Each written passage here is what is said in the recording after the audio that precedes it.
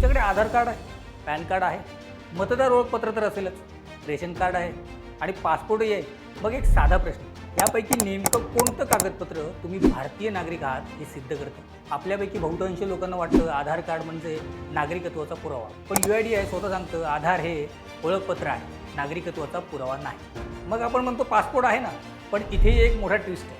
24 जून 2026 रोजी परराष्ट्र मंत्रालयाने स्पष्ट केलं, passport is a travel document, not a document of citizenship. म्हणजे पासपोर्ट हा मुख्यतः आंतरराष्ट्रीय प्रवासाचा दस्तावेज आहे. तो स्वतःहून भारतीय नागरिकत्वाचा अंतिम किंवा निर्णायक पुरावा नाही. पॅन कार्ड ते मुख्यतः टॅक्स आणि आर्थिक व्यवहारांसाठी आहे. वोटर ID ते मतदार म्हणून ओळख आणि मतदानासाठी.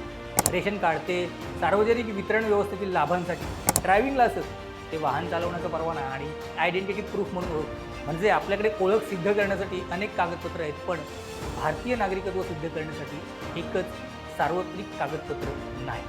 भारत सरकारच्या माहितीनुसार भारतीय नागरिकत्व सिटिझनशिप ॲक्ट 1955 नुसार ठरतं, नागरिकत्व जन्माने मिळालं असेल, वंशाने मिळालं असेल, रजिस्ट्रेशनने मिळालं असेल, त्याप्रमाणे नागरिकत्व सिद्ध करण्यासाठी आवश्यक कागदपत्र आणि कायदेशीर आधार वेगळा असू शकतो. आणि म्हणूनच आजचा सर्वात मोठा प्रश्न, भारतीय नागरिकाची ओळख आणि भारतीय नागरिकत्व यामध्ये आपण स्पष्ट फरक का करत नाही? हा प्रश्न केवळ राजकारणाचा नाही, हा प्रत्येक भारतीय नागरिकाच्या ओळखीचा, अधिकारांचा आणि भविष्यातील सुरक्षिततेचा प्रश्न.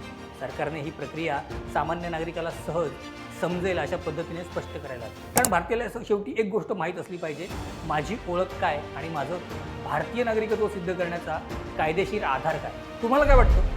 भारतामध्ये प्रत्येक नागरिकासाठी एक स्पष्ट आणि सार्वत्रिक सिटिझनशिप डॉक्युमेंट असायला हवं का? तुमचं मत कमेंटमध्ये नक्की सांगा. आणि अशा सामान्य माणसांच्या आयुष्याशी जोडलेल्या प्रश्नांवर तथ्यांचं सखोल भाष्य पाहण्यासाठी पाहत राहा VRS.